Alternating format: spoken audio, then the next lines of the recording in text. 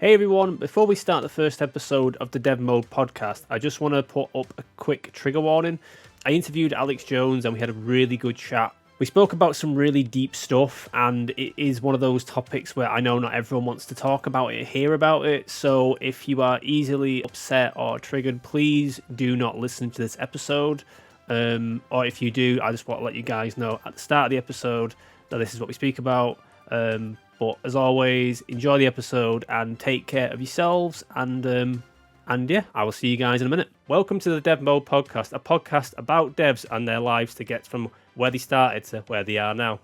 My name's Hayden Hamilton, and this is the first episode. And I've got a special guest with me today, Alyx Jones. She has worked on some amazing projects from Helldivers 2, Arizona Sunshine 2, Still Wakes the Deep, Xenoblade Chronicles, Final Fantasy Remake, and so much more. She is a composer, a script writer, a founder, and also she has made music, and she's also working on her own game, which we'll talk about a little later. So I want to introduce yourself for me.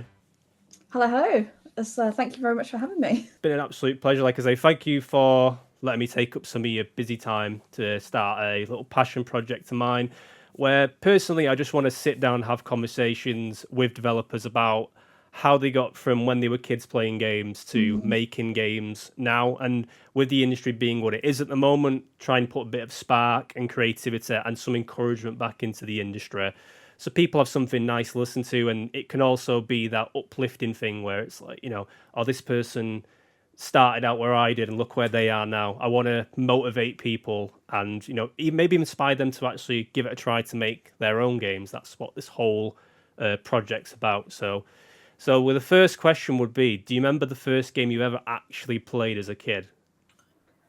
I think the first game that I ever played was probably Pokemon Red for Game Boy Color. Nice, that's on the shelf behind me. Yeah, I think like my mum must have had a Game Boy before that because we would keep stealing it. So possibly, I don't know if I actually played it though, or just would like watch her play it.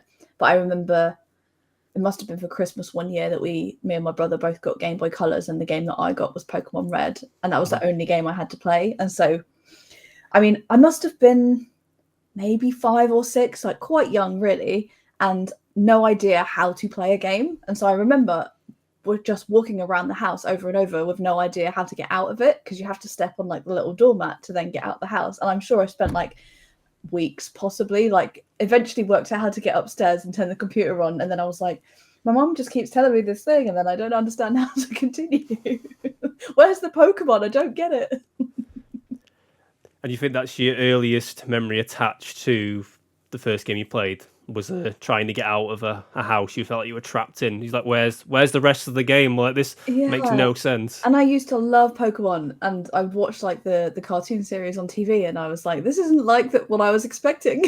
Yeah, I don't remember the episode where Ash is trapped in the house and can't get out of the house. That's might be one of them episodes that was in another country that you didn't get to see. Yeah, but they cut that from the final season. Yeah, because obviously there was Pokemon Blue, Pokemon Red, and Pokemon Yellow. I think I've got 2 of them still on my shelf. I don't know if they work, but I do know I own them behind me. Yeah. So I had Pokemon Red, and my brother had Pokemon Blue, and then later on I got Pokemon Yellow as well. But I didn't realize that it would be exactly the same game except with Pikachu. So I was like, oh my god, a new Pokemon game. Oh wait, it's the same again. Yeah, but there's a Pikachu behind you, and did you actually get out of the house? Like, or did Pikachu get trapped in the house? Of course, eventually. Do you believe all the rumors like you could find Mew under a truck somewhere in Pokemon Red? Yeah. So I had like the master guide with like the shiny purple color, like if you remember that, and that's I still have it. It's completely battered because I've gone through it so many times. And there was one. I mean, there's various different rumors of how you could get it right, and I think my friend as well had like the Exploder cheat cartridge that you could get. Mm-hmm. So you put that in the Game Boy and then put another cartridge in that, and you could get.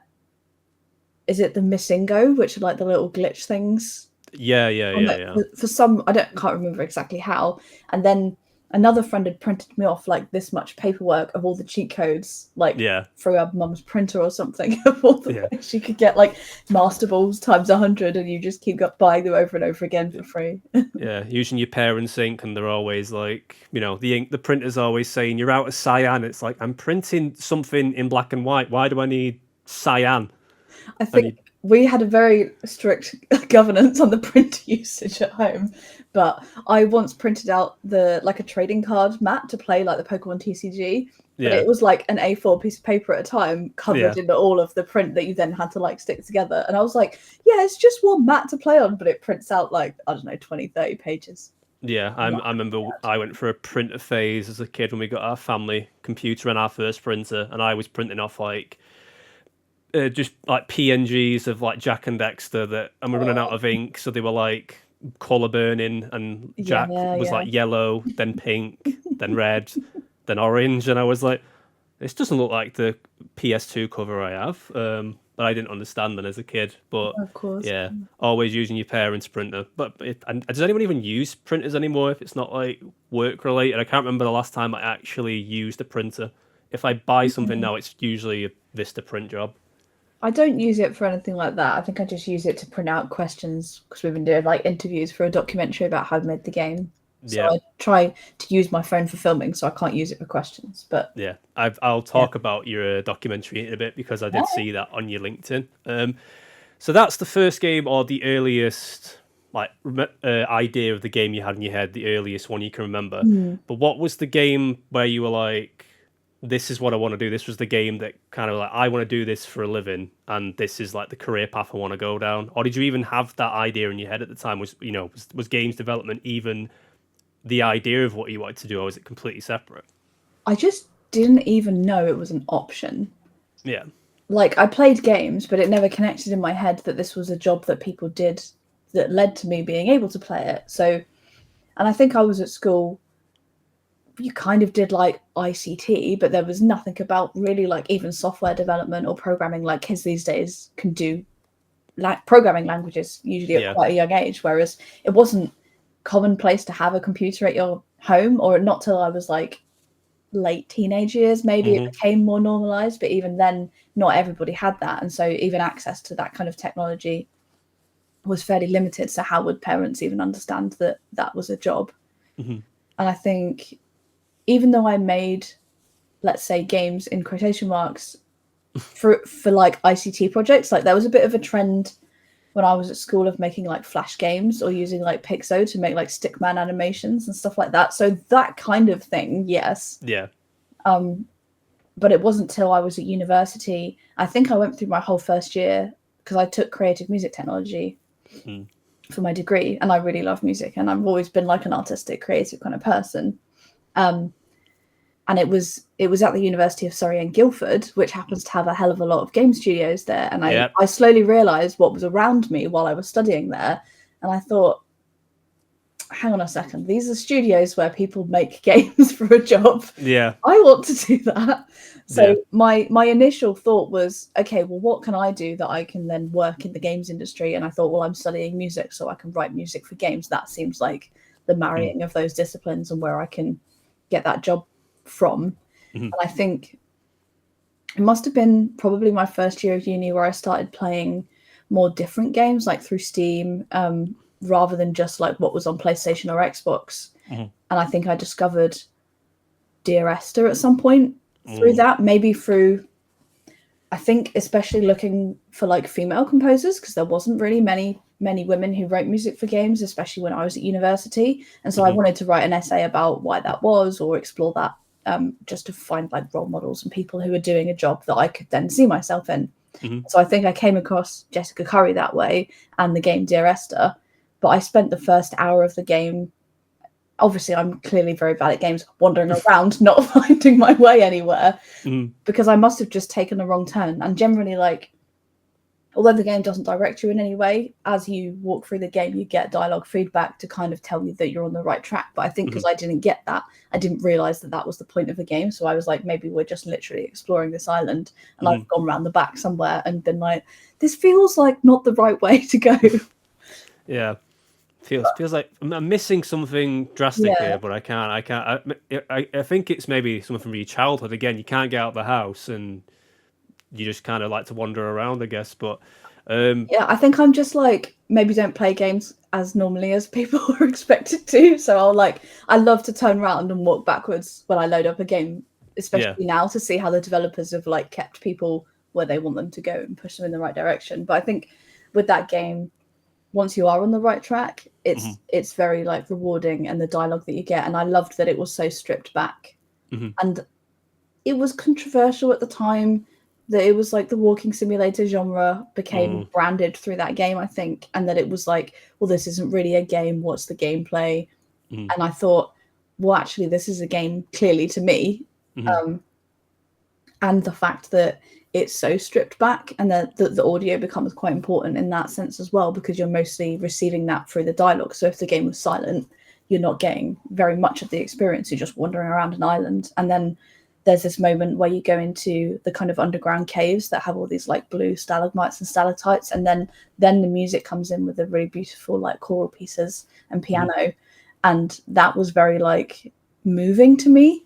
And they yeah, have like the nice underwater scene with the car and stuff, and then you of course then climb around the top and have like the end of the game. So it's not a super long game, hmm but it just, compared to other things I play, like Pokemon and Assassin's Creed and the Final Fantasies and stuff, it was so different that mm I realized a whole nother world of what games could be. And I hmm started to think, because it's not so incredibly complicated to build, maybe I can build something like that. hmm And so I started to shoehorn everything in my degree to kind of like make games in Unity, and I started going to game jams, which are just the most incredible experiences if you've never been in that kind of environment before, yeah, and kind of got the bug for creating stuff, not just music, but like any music assignment, I would make music for a game, but also build the game. yeah. I mean, it's good that you have like that multi-talented field of you. I think it. I don't obviously I won't speak for you, but a lot of people I've spoken to when they make music for games, a lot of times when they're making their own game and making the music, they can kind of already have a lot of the music planned, or if they're in a certain scene, they can hear it and there's no music there, but because they've not made it yet, but they can actually feel and hear how it's going to sound before it's actually made. And I always find that super impressive as a talent where you can walk into a blank canvas and go, I can already hear the song in my head or what I want it as close to be.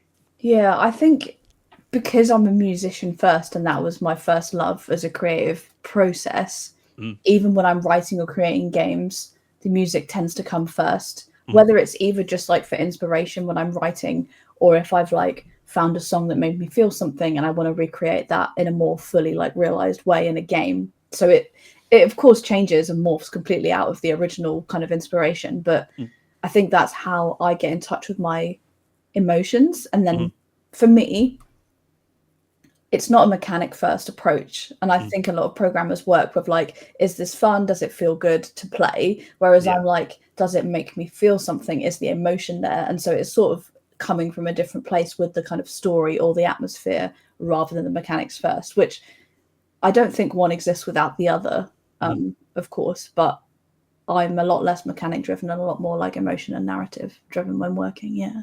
yeah. I mean, you mentioned Dear Esther. Like, my partner swears by a game called Firewatch, which Yeah. is a game that she absolutely adores, and I've seen a lot of people talk about. And I think a lot of people who always go on about how walking sims are quite boring. I just don't think personally. I just don't think it's for them because Right. Yeah. gameplay. A lot of people play games because they want a lot of things that they actively want to be doing. Whereas sometimes people want to play a game that is just a relaxed, almost like walking through a story and the story's being told to you and you get like bits of interaction here and there. And they're always paced really well, so they're Mm. not super long. Yeah. Yeah. And you kind of, I think, like you said, it's more about feeling what the character's feeling. It's not about getting the high score. It's not about speedrunning the game. It's about feeling everything that the creator of the game is trying to put in front of you and try and make you have your own interpretation. Yeah, or at least a version of that. Like I don't like, every human's completely different and feels things differently, but I know that there's either a message or something that I want to dig into. It may not feel the same to them, but it'll feel something. So another thing is with the gaming industry, especially like you're saying about your age, and I think we're around a similar age. I'm in my early 30s. Yeah. I remember leaving high school and I always wanted to do something to making games. Like always, as a kid, this was like something I wanted to do. Was there any sort of obstacles like when you were thinking about doing it where you were like, oh, you know, games is what I want to do? Is there any obstacles you overcame personally where you were like, you know, there had to be a certain level of belief in yourself where you had to push yourself to do this for a living? Was there any obstacles you faced in yourself or along your journey before you were happy with where you got to? Yeah, like I said earlier, I didn't really know that it was a job until I was already at university. And then even getting to university Yeah. was not something that I necessarily thought was going to be possible for me anyway. Yeah. Like growing up was a real mix of when I was very young, I think I was a little privileged and more of a middle class upbringing when my mum was still alive. And then after she passed, we kind of descended rapidly into not being that. And then later on, when I was a teenager, I kind of lived in a homeless shelter, I was in foster care. And so the obstacle in that sense is even having an idea of what you would want to do in your future isn't something you're necessarily thinking about too much because you're in survival mode a lot of the time. But how I survived that was by creating things to express myself. Not that I put them anywhere, but just to be able to cope. And I think that's the same with like a lot of people with music, games, drawing, whatever kind of art form it may be, that it helps you get through those things. I was very lucky that I had very supportive kind of teachers in college who pushed me to get through that. And so then going to university was the time where I could then think about what my future might be, because I was around, like, it kind of like levels the playing field at that point. And as well, not just being forced through academic education. Like when I was a teenager, I definitely really didn't care about that. And then when it's something that you love and you start to see all the possibilities and paths for yourself, that's quite powerful. Yeah, because I think, especially now, growing up when I was in high school and even in primary school in those days, like it was more about, you know, you've got to be good at math, or you've got to be good at these certain things. And then when you get out of high school and you're like, none of this really matters in the grand scheme of things, you know, have a basic understanding of your basics, but people are either academically smart or they are, you know, creatively smart, or there's 100 different ways to be smart in some capacity. But I feel like you say, you don't really know until you get to that point of university, or even if you don't go to university, you start to be like, you know, this is where I want to develop my knowledge, this is where I want to develop my skills. And I think when you find something you love, you're almost obsessed, if not crazy about it. And you kind of think, I mean, I hear 100 stories of people being told by the teachers, like, you know, you're never going to amount to anything and stuff like this. And they end up often being the most successful or happier people because they've just stuck to the guns. And I think you're a prime example of, you've gone through something hard and you found an outlet, which is obviously for you paid off in a very good way. And I feel like that's also an uplifting story for some people, that, you know, you've just got to, you know, you've got to find your own way. And sometimes people tell you their way, and, you know, you've got to find your own way. So I'm really happy you shared that. But there we go. So you talked about making games in Pixel, which makes me feel super, super old. I'm getting flashbacks now. But so you said there was like your first games with like Flash games. What was like the first actual game you made, or even a prototype game? Yeah, I think, well, when I was like 16, I was doing like double ICT for GCSE. And again, this wasn't really a game. Yeah. It was essentially like a website where you could navigate between pages. But Yeah. I'd used that to make an interactive experience with Flash, which is not really a thing anymore. But like Flash used to be the key for everything interactive. Yeah. And I don't even remember what it was called, but it was for my final project. It was basically like a choice-based game where you had a button to go to choose one thing or the other to carry on or go back. And I, with another friend, filmed footage of various scenarios. And so you would navigate to a page of the website, have a small video play, and then have a choice as to which button, sometimes like a little bit of description. It wasn't super long, like I was a teenager. Yeah. But I tried to make it about my experience of like leaving home and not being with my family anymore. But I also tried to make it deal with the topic of self-harm. And that did not go down very well in school. And I was a teenager and I wasn't guided on how to express yourself in an appropriate and safe way. It was just like, this is wrong. You're fucked. You're going to get expelled now because it's not like, I think they were afraid that either it would become a risk to them for like bad publicity that I'd done something, or that, I don't know, it just wasn't understood at all. And so I was just a very troubled teenager dealing with something very difficult. And rather than going, let's support this person to like tell the story in a different way, it was just a like shut down out of school situation, which is really sad because that could have been pushed much earlier into a nice way of creating something that's helpful rather than being afraid of something that they didn't understand.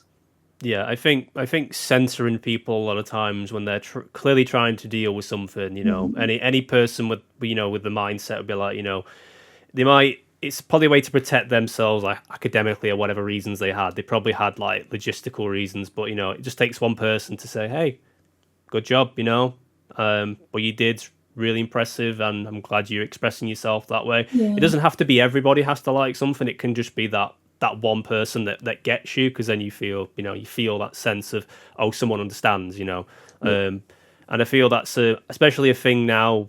I think it's more commonly spoken about now, is that I see it a lot in games now. People talk about some really heavy stuff and it's made people deal with things a lot better because they're interacting, and so it's like, oh, someone feels what I feel, or I'm not the only person.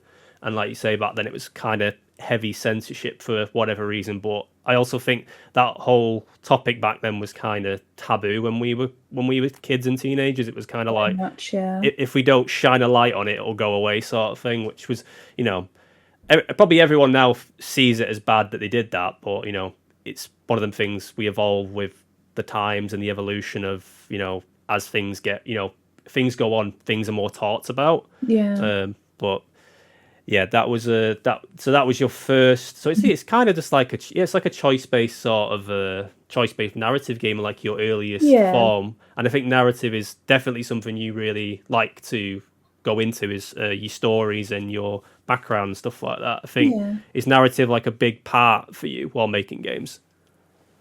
I think it's the core to everything, and it's a very old art to tell stories to each other around a campfire. Before there was any technology, that was how stories were passed down through generations, that before we even necessarily wrote them down, as they'd be told as stories to our children and their children's children.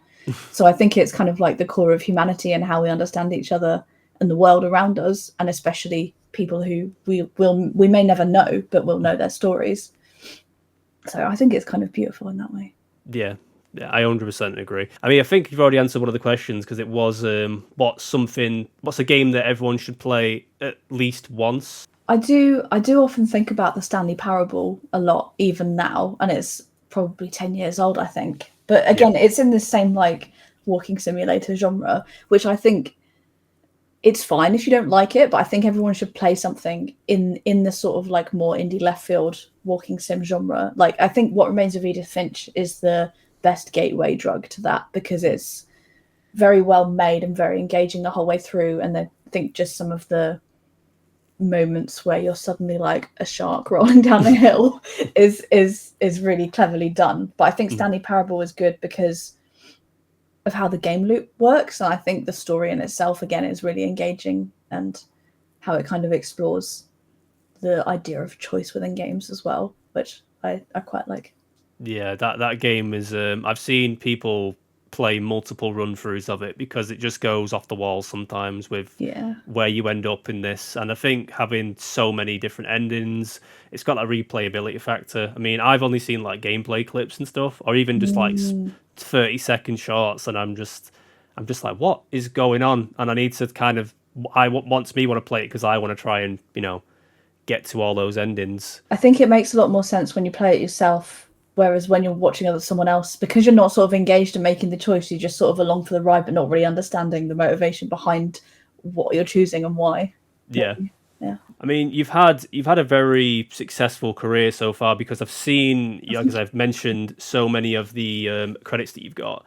What was the one credit that you're most proud of, and was it like kind of the moment where you're like, oh, I can do this, and I'm doing it, and I'm doing it well?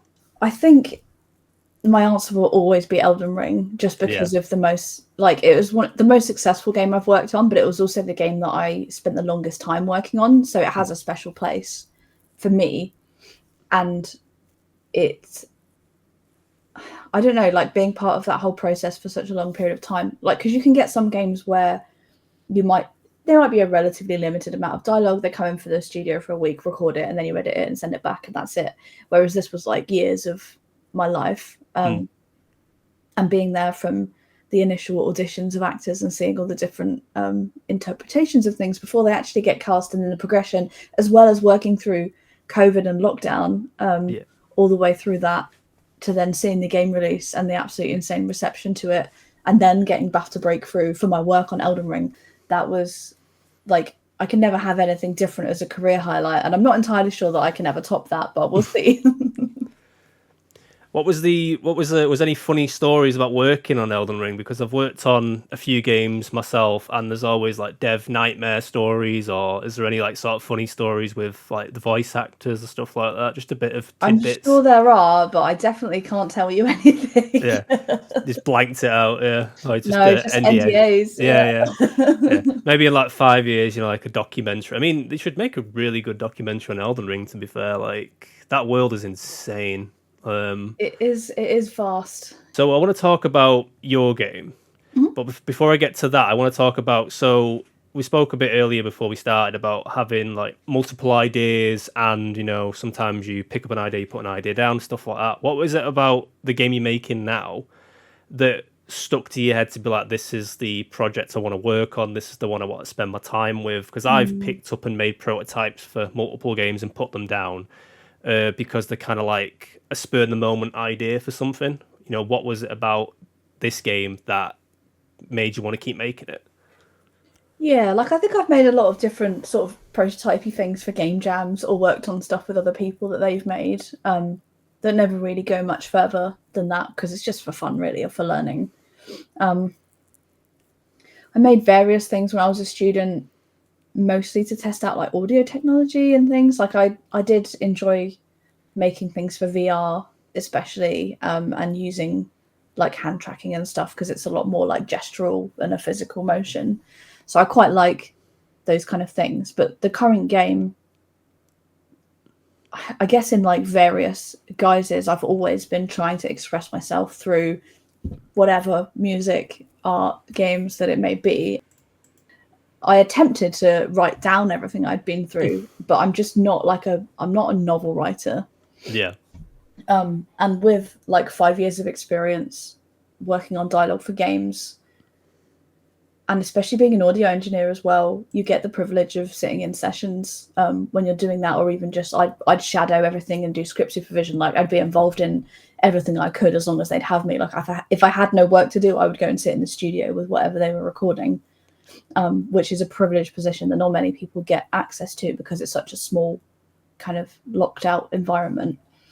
And being able to watch how everyone works in that sense, and then learn from that, and be able to then take that forward to my own game, it kind of just naturally made sense. Like I made the very, very first prototype for The Quiet Things when I was at university. So this was for my master's degree. And the assignment was essentially to release an EP, and I made a game with an EP inside it. It's my vibe. But I wrote the songs that were about those experiences and built the game around that for that purpose. But it was probably like 20 minutes to half an hour. Like there is definitely bits in that prototype that exist still in the current game, whether it's from the dialogue that I wrote, or various like scenes that have evolved a lot over time where we've had money to do it properly. But that was the first version of it, and I think that was probably 2017, 18, so it's probably eight-ish years ago now, that it's existed in my mind. But when I took my first full-time job, my first job out of university was as a youth worker, and you get a lot of experience on the other side of the fence. Mm-hmm. And so prior to that, I just had my experiences of that as a young person dealing with it. And then when you're a youth worker, you're now responsible for like up to 30 young people a week, which is obviously a crazy caseload. But seeing the impact that you can have in such a short period of time with people, potentially, just, it's not that I spoke with them about my own experiences, because I'm there to support them and I'm not there to project anything. Mm-hmm. But hearing all of their stories, and it was very clear that even though people needed help, and they you know, I had various young people who struggled with very similar things to what I went through, just being understood by someone and listened to is, I don't know, something that I don't think I had when I was younger. And it's that thing of, like you were saying earlier, realizing that you're not alone in that. And I think thankfully today things are a little better in terms of understanding about various mental health issues, and there's more awareness about that, and adults in schools are better trained. There is safeguarding, like there's a little bit more pastoral care. So the challenges are slightly different, but at the core of it is still the same, of like, people will always suffer from abuse and have difficult experiences in life. But I think there's a lot of power to knowing that you're not the only person, because I often thought I'm literally the only person going through this, and there's something really, really wrong with me. Whereas if I'd just known one other person or spoke to someone else who had that shared experience, I would have realized that maybe I wasn't the problem and someone else was. Yeah, I mean, it's a heavy topic to even address in games, but like I say, it's becoming more open and accessible, especially with things like Steam and indie games on the rise. Like, I remember, like, my first introduction to indie games was when the Xbox 360 had an indie store where you could buy a game for like £1, and it was cheaply, poorly made, but it was like my first exposure to indie games. Yeah. And a lot of them were more fun than the AAA games I was buying. Well, I weren't really buying them. I was getting them from when Blockbusters and Game Station was a thing. Every Friday, grabbing a game and being like, I need to finish this on the weekend. I've got school on Monday. I've got Friday, Saturday, Sunday to finish this. As I started to get my first computer, I started to expose myself to these sorts of indie games where people were making these cheap fan games, or these games that are about 30 minutes. Whereas, like, people are very creative. It's not just the businesses that are making these games. And now it's bigger than ever with, people learn an engine coding, or they work as a group of friends, and they can tell a really, really beautiful story, and they don't need, like a massive AAA company breathing down the neck to make it, shooty, bang, bang, jump around sort of thing. Yeah. So, but yeah, it's always hard to talk about those sort of things. I'm guessing the game you're making is addressing a lot of those sorts of subjects that, a lot of people, like you say, have either gone through or might not even acknowledge, or might not even know themselves. I know plenty of people that didn't even know that it was happening to them until they were my age, and we were like, oh. Absolutely. I think, like, I remember even having like a school assembly where they kind of like role played what abuse might look like in front of like a school or whatever. And I just sort of went, that sort of happens in my house, but I'm not abused. It's not that bad. It's fine, kind of thing. And it's a very weird term to apply to yourself, because it kind of frames how you look at yourself in a different way. And you're like, well, I'm not that. Like, I'm not a victim. Yeah. Which I don't feel like a victim. I feel like someone, like more of a survivor. I went through that, but I'm not defined by it. Yeah. But I think that's why making the game, like, this is the one game that I want to make, because of the impact that it can have, and because of the fact that so much of this isn't addressed in games, and I think it should be. And I don't care that it's me or someone else that does it, but it should be out there for people. Yeah. In some capacity. So it's hard to ever, like, I will continue making games, of course, but like, this is the one game that really, really matters to me. That speaks to you, and you want to do it well. Yeah. You want to do it well, that to serve the subject matter justice. I imagine you don't want to do it half-assed sort of thing. Yeah, exactly. It has to be right. Yeah, exactly. And take as much time on something as strong as that subject matter is. Because you don't want it to be shown where you talked about a very serious topic and it's shown that it's not done well or it's been half-assed, that Yeah. it upsets you. It upset you. It upset a lot of people as well. And I know plenty of games that have took liberties with those sort of things and just Yeah. kind of pushed a product out, and people were outraged by it, sort of thing. Yeah, or perhaps sometimes some topics are dealt with, but it's not from a place of like care. It's just thrown in there, or they've not thought about the impact they might have on other people as well. Because it's one thing to just like put your trauma out there, but you also have to be aware of like, are you forcing the player to like relive that? Is that healthy? Is there another way of telling it? Like, I would never censor anything because watering down the experiences takes away from the point of the game. But Yeah. equally, we should be considerate about how we're telling the stories. And like, for example, we deal with like grooming and sexual abuse, but we never play through the actual abuse scenes in those capacities. We lead up to it and then talk about it afterwards, because I don't think it's necessary, especially in a game, because it's not like watching this happen to a third party in a TV or film. This is like you feeling like you're going through it. So I think there's even more consideration there for the players. I hopefully when it comes out, I'll be keeping my eye out for it anyway, because it's a very hard topic to talk about and to do, and it's one of those things where, done right and done tastefully, it can help a lot of people, and it can get a lot of people talking. It can get a lot of people help. Sometimes your friend will tell you 1,000 times to go do something, and you'll just go, you'll play it off and go, I'm fine, I'm fine. And then you'll play a game and you'll be like, oh, wow, okay, like realization moment. Speaking about gaming moments, if there was a gaming moment that you wanted to relive for the first time, like if you woke up with amnesia tomorrow, what would be a game that you would want to relive, like a specific moment in a game, like where you're like, oh my god, like this again? Oh, as in like if I could replay a game without memory of having for the first time, you have no idea what's going on. I think I'd be a bit torn between LA Noire is one of the games that I wish I could replay, because it's so narrative heavy. Like playing it again now, I will already know what's going to happen. Yeah. But it is a sort of like favorite of mine. Or perhaps something like Heavy Rain or Detroit Become Human I actually quite like. I think some people felt like the writing was too heavy-handed, but I really enjoyed it from a perspective of being able to make choices, because the first run-through I did of it, I definitely took everyone to war and died, essentially. Yeah, I feel like because I've got all those games on Steam and not played them, but I think the reason I haven't played Heavy Rain is because of the Sean glitch. What happens in the glitch? Remind me. So you can just keep pressing Sean, and he's just screaming the word Sean. Oh, yes. So in very dramatic moments where your kid's like, in trouble, and you're just screaming, Sean, Sean, and you're like, it's kind of taking me out of the moment here. Yeah. So it's like every time early on before that, so I never knew about it, thankfully. So every time I go to put my hands on to play it, I'm like, oh, Beyond Two Souls, Detroit Become Human, Fahrenheit, these really good games. I get to Heavy Rain and my brain just goes, Sean. I go, nope, can't do it. It's such a good game. I know, but I'll just start giggling halfway through when there's someone's telling me a very serious murder case, and I'm like, Sean. And I'm like, nope, can't do it. Sorry.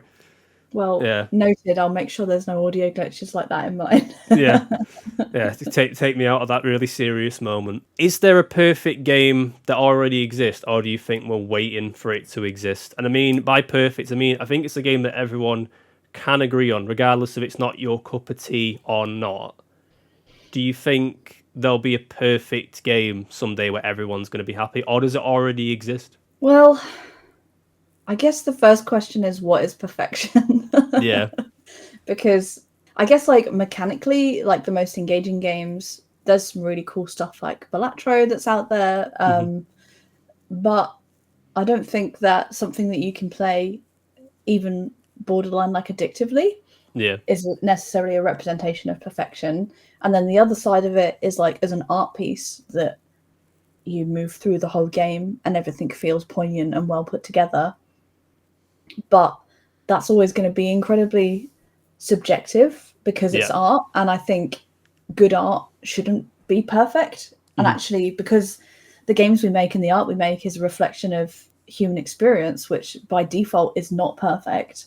If you're what you're putting out there is appreciated by 100% of people, then it doesn't make any sense, because we're such like complex and nuanced creatures. I think that that games and art should be divisive and even offensive at times, because they're making you think. And if that's not happening, then I don't think that's doing service to how we communicate and how we think about the world. So yeah, I don't know. It's because it's so subjective. I don't think it would ever really happen. And even objective perfection is so hard to divine of what a game is, because we all play and experience things differently. So I don't think there will ever be a perfect game, and nor should there be, because I think perfection is the enemy of creativity, maybe.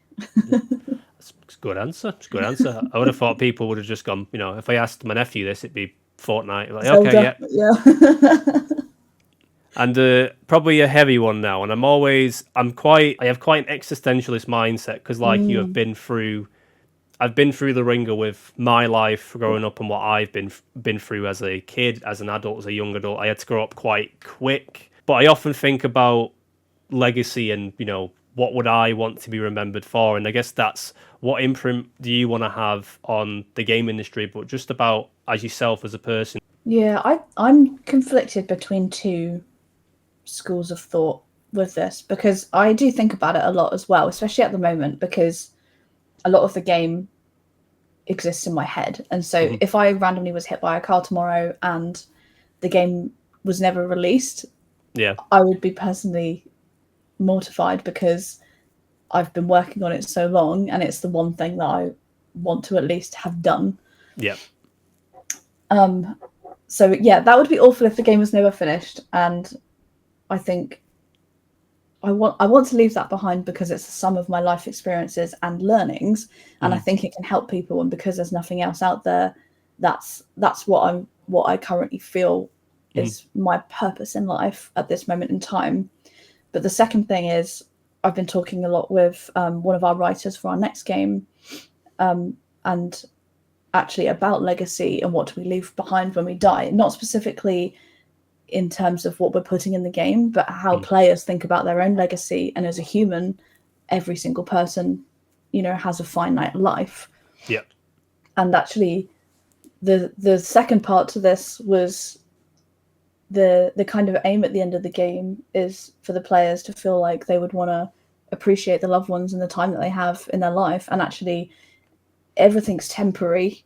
If I put out a game in 20, 30 years, it won't be playable. In 100 years, it'll probably be forgotten. And you have two deaths in life, right? The time where you die, and then the time where someone says your name for the last time. And even now, there's absolutely millions of people who are completely forgotten, and that's fine. So there's a level of the legacy that you pass on is not always through like your art and stories, but through the impact that you have on other people around you in a positive way. Because if they continue to pass that on through humanity, through other generations, through other people they meet, that from your small corner makes the world a better place overall. And I think that's the best we can hope for. Leave it on a very deep note, but I feel that's what it's like for me. But I feel like that's why I said, like, the whole point of this podcast is to, people who are sat there, who, especially with what's happened in the industry over recent years, I think it's, be like, hey, we can talk about this stuff openly and honestly. Like, I was laid off like a couple of years ago now, right before Christmas, which was like soul destroying. And especially in the games industry, for most people working in it, these are our dream jobs, and we probably work so hard to get there, and it just pulls the rug from under your feet completely, because you're like, my whole world is shattered now. And it's, people are like, don't put everything into your job, have other side hustles or blah blah blah. And it's like, well, I did put everything into my job because it was what I deeply loved. And it's like, most of our identities are tied to that, and there's nothing wrong with that. And I don't necessarily agree with the advice that you shouldn't put your efforts into that, because I agree that you shouldn't put your efforts into someone who doesn't deserve it, and that your corporation's benefiting from that is wrong. Because they don't treat you right. But the whole experience and how long it's been going on at the moment is wrecking our industry, and it's awful. And I'm still angry about my layoff, and I'm sure everybody else feels exactly the same, because of all those reasons that I just listed. But Yeah. sometimes you might not feel like being creative and you just have to survive, or you just want to get the hell out of the industry, and that's completely fine and valid. But if you ever want to turn that anger or that experience into something else, whether it's a positive thing for other people or through creating stuff yourself, I think I kind of tried to make a few Twine games about my redundancy process that made me feel better. I can never put it out there, but I think the same with the current game as to what we ultimately all create games for is probably to seek human connection and communication between us in what our shared experience is. It doesn't matter that you're making a game about being laid off or not. It's about making a game of what unites us. And I think if you focus on that and all the actually really wonderful people who make games for love and for human connection, that's what's important to focus on. And you know, we will still be here playing games and making things in 20 years regardless of what happens now. So if you are passionate about it and that's what you want, like, stick it out. It'll be worth it. Yeah, I think a lot of people especially take it as, oh, I've been laid off, you know, this is the end. I think if you worked for a big company and you're just making the game for them, you know, in this time, you know, while you're trying to find another work, or were you kind of, you know, applying for jobs? Because I know that struggle. I was doing it for months.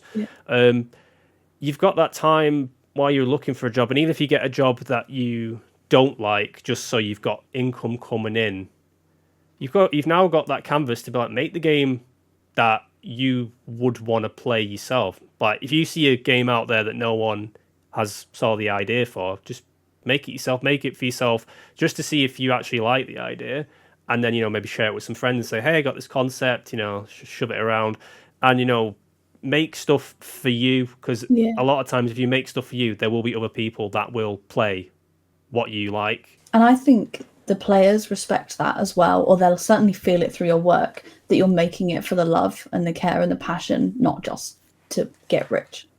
But I'd like to thank you for being on the show, because you've been very lovely to talk to, and I'm very, you know, fortunate that you've opened up about quite deep stuff.